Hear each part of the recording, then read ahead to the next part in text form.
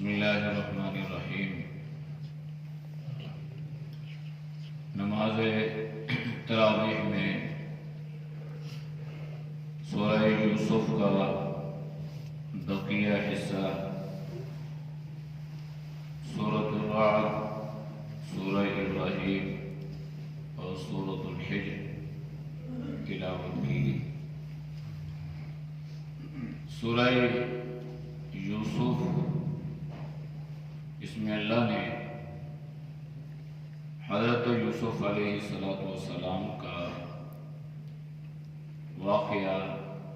تفصیلاً بیان فرمایا ہے، اور یہ وہ واقعہ ہے جس کو اللہ نے احسن القصص،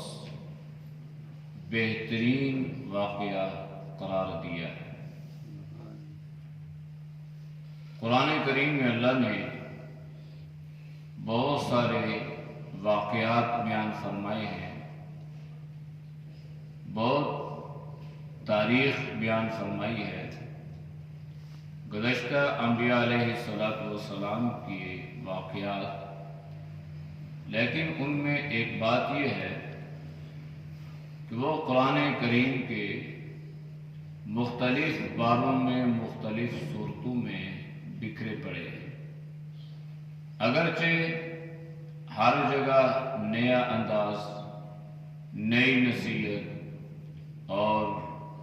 نیا واعظ ہے، لیکن ان کو یکجا کرنے سے وہ پورا تفصیلی واقعہ سمجھ میں آتا ہے۔ یہ قرآن کریم کا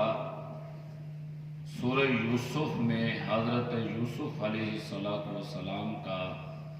جو واقعہ بیان ہوا ہے، یہ تفصیلاً اسی صورت میں بیان ہوا ہے۔ اس کے علاوہ اللہ نے قرآن کریم میں حضرت یوسف کا ذکر تو فرمایا، ان کا نام تو آیا ہے انبیاء علیہ السلام کی فہرست میں، لیکن وہاں اللہ نے حضرت یوسف علیہ السلام کے واقعے کا ذکر نہیں فرمایا، تفصیلاً اللہ نے اسی صورت میں اس کو ذکر فرمایا ہے۔ ہمارے ہاں بعض لوگ اس واقعے کو صرف ایک ہی نظر سے دیکھتے ہیں اور اس کو محبت کا رنگ یا عشق کا رنگ دیتے ہیں، جبکہ قرآن کریم کے واقعات میں اللہ نے بہت عبرت، نصیحت اور ہر آیت میں گویا اللہ نے ایک سبق رکھا ہوتا ہے۔ حضرت یوسف علیہ السلام کے واقعے سے بہت ساری چیزیں سامنے آتی ہیں۔ سب سے پہلی چیز یہ ہے کہ حضرت یوسف علیہ السلام کے جو بھائی تھے وہ حضرت یوسف سے حسد کرنے لگے۔ اس حسد کی بنیاد پر انہوں نے حضرت یوسف علیہ السلام کو کنویں میں گرا دیا۔ حضرت یوسف علیہ السلام کو جب کنویں میں گرایا گیا تو اس سے پہلے ان کے بھائی حضرت یوسف علیہ السلام کا کرتا اتار کے لے آئے اور اس پر خون چھڑک دیا۔ جب باپ کے سامنے بیٹے کا یہ کرتا آیا اور باپ کو اس بات کا اندازہ ہو گیا کہ لازماً یہ کوئی سازش ہے، اس لیے کہ اتنا سمجھدار بھیڑیا کون سا ہوگا جو بڑے طریقے اور سلیقے سے کرتا اس انداز سے اتارے کہ وہ کرتا پھٹے بھی نہ، تو لہذا یہ کوئی سازش، کوئی منصوبہ ہے۔ بہرحال باپ نے صرف یہ جملہ فرمایا کہ فَصَبْرٌ جَمِيلٌ واللہ المستعان ولا ما تصفون، جو میرے بیٹے کہہ رہے ہیں اپنے بھائی کے بارے میں، اس معاملے میں صبر ہی کر سکتا ہوں اور اللہ کے سامنے اپنی فریاد رسی کے لیے آنسو ہی بہا سکتا ہوں۔ اب حضرت یوسف کو جب اس کنویں میں گرا دیا گیا تو حضرت یعقوب علیہ السلام پیغمبر ہیں اور جلیل القدر پیغمبر اور رسول ہیں۔ سبحان اللہ۔ حضرت یوسف کو جب کنویں میں گرایا تو یہ کچھ زیادہ فاصلے پر بھی نہیں تھے۔ جب حضرت یعقوب کو خبر ہوئی تو پیغمبر ہونے کے باوجود، اللہ کے قریب ہونے کے باوجود، آپ نے یہ نہیں فرمایا کہ تم لوگ جھوٹ بولتے ہو، تم نے سازش کی ہے اور میرے یوسف کو تم نے کنویں میں پھینک دیا ہے۔ پیغمبر کی جو تعلیم ہوتی ہے وہ ہر قدم پر انسانی عقیدے اور نظریے کو درست کرنے کا ذریعہ بنتی ہے۔ لہذا حضرت یعقوب علیہ السلام پیغمبر ہونے کے باوجود وہ اس بات سے بے خبر تھے کہ میرے بیٹے کو کنویں میں گرایا گیا ہے یا کسی اور سازش کا شکار ہو گیا، چونکہ علم غیب جو ہے یہ اللہ کے علاوہ کسی اور کو نہیں ہے۔ اگر علم غیب اللہ کے علاوہ اللہ اپنی مخلوق میں سے کسی کو عطا کرتے تو پیغمبر کو لازمی عطا کرتے، اور حضرت یعقوب علیہ السلام کو یہ دولت عطا فرماتے تو حضرت یعقوب علیہ السلام فوراً یہ فرما دیتے کہ میرے یوسف کو آپ نے کنویں میں پھینکا ہے اور میں جا کے یوسف کو کنویں سے نکال کے لاتا ہوں۔ تو حضرت یوسف کنویں میں ہیں، حضرت یعقوب پیغمبر ہیں، تو حضرت یعقوب کو اس بات کا علم نہیں ہوا، اس لیے کہ علم غیب اللہ کے علاوہ کوئی اور جانتا نہیں۔ نبی کریم صلی اللہ علیہ وسلم نے بھی قرآن کریم کی آیت ہے کہ جس میں آپ نے کھل کے یہ اعلان فرمایا کہ میں اپنی ذات کے حوالے سے نفع اور نقصان کا اختیار بھی نہیں رکھتا اور میں علم غیب بھی نہیں جانتا۔ وَلَوْ كُنْتُ أَعْلَمُ الْغَيْبَ لَاسْتَكْثَرْتُ مِنَ الْخَيْرِ وَمَا مَسَّنِيَ السُّوءُ۔ اگر مجھے غیب کا علم ہوتا تو میں اپنے لیے خیر جمع کر لیتا اور مجھے کسی قسم کی کوئی تکلیف بھی نہ پہنچی۔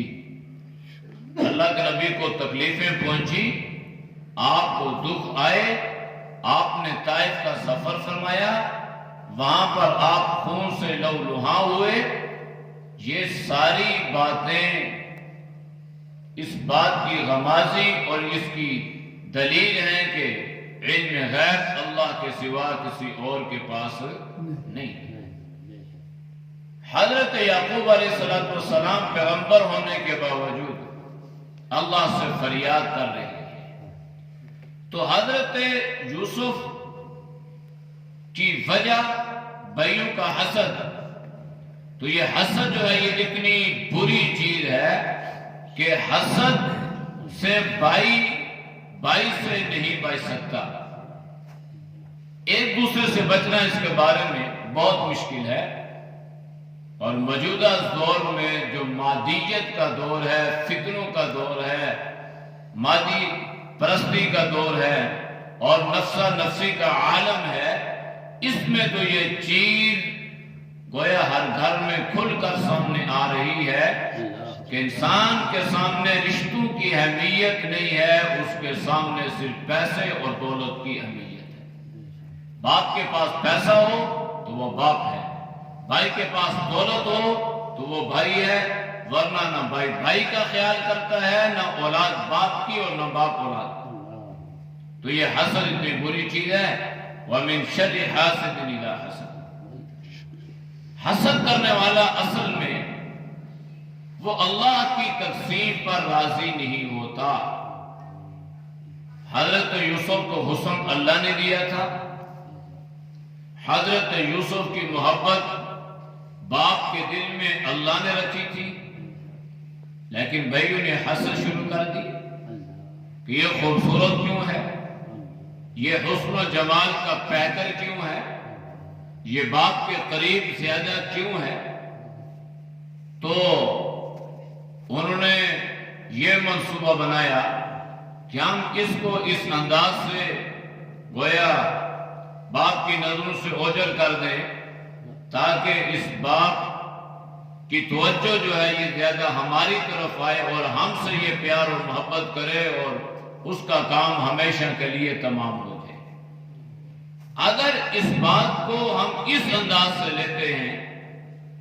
کہ جناب نبی کریم صلی اللہ علیہ وسلم کے ساتھ بھی وہی معاملات پیش آئے جو حضرت یوسف کے ساتھ پیش آئے تھے، وہاں تو حسد کرنے والے 10 تھے،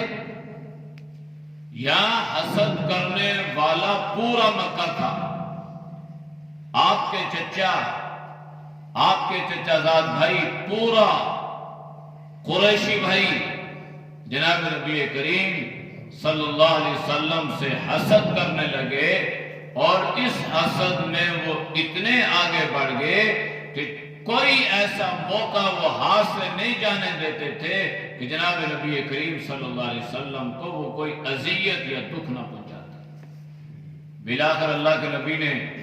وہاں سے ہجرت فرمائی، آپ مدینہ تشریف لائے، یہاں پر آپ نے دعوت کا میدان گرم رکھا، 2 طرح کی دعوتیں، ایک قتال کے ذریعے سے، ایک داعی بن کر لوگوں کی ہدایت کے لیے میدان عمل میں۔ تو دیکھتے ہی دیکھتے یہ زمین گویا اللہ نے آپ کے لیے زرخیز فرما دی اور لوگ آپ پر ایمان لانے لگے، اور پھر وقت آیا کہ آپ پہلی اسلامی ریاست کے سربراہ کے طور پر دنیا پر ابھرے۔ پہلے اسلامی ریاست، صرف نام لینا، دعویٰ کرنا